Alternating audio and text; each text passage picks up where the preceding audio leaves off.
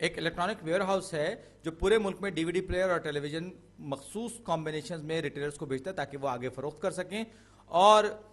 3 television और 5 DVD players का जो वजन होता है वो 62.5 62,5 पाउंड होता है, जबकि 3 टेलीविजन और 2 डीवीडी प्लेयर्स का वजन 52 पाउंड होता है। अब हमें ये मालूमात सामने रखते हुए हमसे कहा जा रहा है कि एक सिस्टम ऑफ इक्वेशन बनाइए जो इस कैफियत को जाहिर करे, और फिर इस सिस्टम ऑफ इक्वेशन को सॉल्व करते हुए ये मालूम कीजिए कि हर टीवी और हर डीवीडी का वजन कितना है। तो सबसे पहले जो पहली स्टेटमेंट है इसमें हमें जो दी गई है कि 3 टीवी और 5 डीवीडी प्लेयर्स का जो वजन है वो 62.5 पाउंड्स है। तो अगर हम ये कहें, बल्कि मैं पहले दूसरी स्टेटमेंट पढ़ लूं कि 3 टीवी और 2 डीवीडी प्लेयर्स की का जो वजन है वो 52 पाउंड होता है। तो अब मैं अगर वेरिएबल डिफाइन करने जाऊं तो मैं कहता हूं टी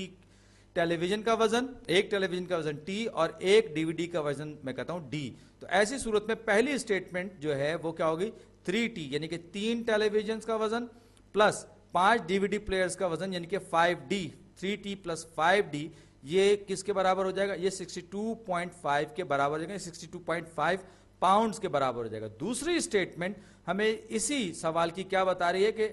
3T यानी कि 3 टेलीविजन और 2 डीवीडी प्लेयर यानी कि 3T प्लस 2D, ये दो जो चीजों का जो वजन है, दो तरह की चीजों का वजन है, वो 52 पाउंड के बराबर है। अब मेरे पास एक सिस्टम ऑफ इक्वेशन आ गया जिसमें 2 वेरिएबल्स हैं, 2 अननोन्स हैं, 2 ही इक्वेशंस हैं, मैं इसको सॉल्व कर सकता हूं। और आप देख सकते हैं कि दोनों में 3T, ऊपर वाली में भी 3T है, नीचे वाली में भी 3T है। तो मैं किसी भी एक इक्वेशन को -1 से मल्टीप्लाई करने के बाद दूसरी इक्वेशन में जमा कर दूंगा तो मेरे पास लेफ्ट हैंड साइड पे 3T कैंसिल आउट हो जाएगा। और याद रखिए कि जब मैं किसी भी एक चीज को किसी भी इक्वेशन में मल्टीप्लाई करता हूं किसी एक साइड से, तो पूरी की पूरी एक लेफ्ट हैंड साइड पे अगर मल्टीप्लाई करूं तो वही चीज मैं पूरी की पूरी राइट हैंड साइड पे भी मल्टीप्लाई करूंगा। तो इसी तरीके से एक बात और ध्यान में रखिए कि 3T प्लस 5D जो है वो 62.5 के बराबर है, 3T प्लस 2D जो है वो 52 के बराबर है। तो इसलिए मैं यूं कहूंगा कि 52 जो है वो बराबर होगा 2D, यानी कि अगर मैं लेफ्ट हैंड साइड पे कुछ भी ऐड या सब्ट्रैक्ट करूंगा, दरअसल मैं इस पूरी की पूरी इक्वेशन में दोनों तरफ वही कार्रवाई करूंगा, क्योंकि 52 अगर मैं रख दूं, यूं कहिए कि राइट हैंड साइड पे 52 हो तो 3T प्लस 2D के वो बराबर होगा। बहरहाल ये एक अलग बहस है। मैं दोनों साइड पे दूसरी वाली इक्वेशन में -1 से मल्टीप्लाई कर रहा हूं। -1 से मल्टीप्लाई करने के नतीजे में अब हुआ क्या, हुआ ये कि क्योंकि -1 को मैंने दोनों की दोनों साइड्स पे मल्टीप्लाई किया है और ये 3T ऊपर वाला और ये -3T नीचे वाला हो गया, तो अब आप देख सकते हैं कि मेरे पास ये जो सिस्टम ऑफ इक्वेशन है इसमें मैं अगर इन दोनों की दोनों इक्वेशंस को मैं ऐड करूंगा तो मैं इनको एलिमिनेट कर सकता हूं, एक वेरिएबल को, जो कि ये t वाला जो वेरिएबल है इसको मैं एलिमिनेट कर सकता हूं। तो अब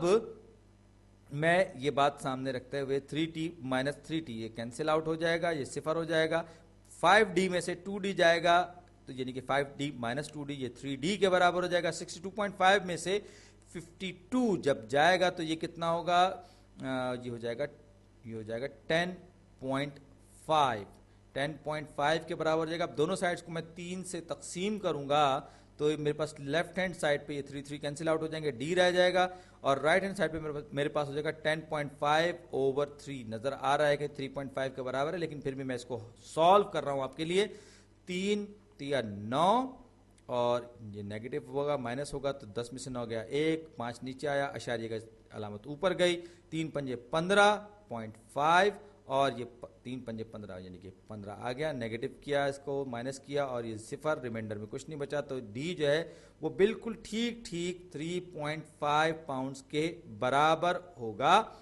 और अब मैं डी की इस वैल्यू को पहली इक्वेशन में या दूसरी किसी भी इक्वेशन में सब्स्टिट्यूट कर सकता हूं। मेरा ख्याल है मैं पहली इक्वेशन में सब्स्टिट्यूट करूंगा तो पहली इक्वेशन मेरे पास क्या है, 3T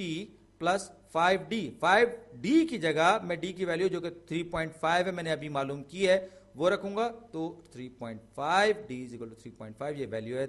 डी की, इज इक्वल टू, और क्योंकि पहली स्टेटमेंट ये कह रही है कि इसको लाजमन 62.5 पाउंड के बराबर होना चाहिए, लिहाजा मैंने इसको 62.5 के बराबर रख दिया, जो कि पहली इक्वेशन में भी हमें बताया गया है। तो 3T प्लस 5 टाइम्स 3.5, तो 5 दिया 15 और 5 को मैं अशारिया 5 करूंगा तो 2.5, तो 17.5 17.5 के बराबर हो जाएगा, इज इक्वल टू 62.5 62.5 के बराबर ही हो जाएगा। अब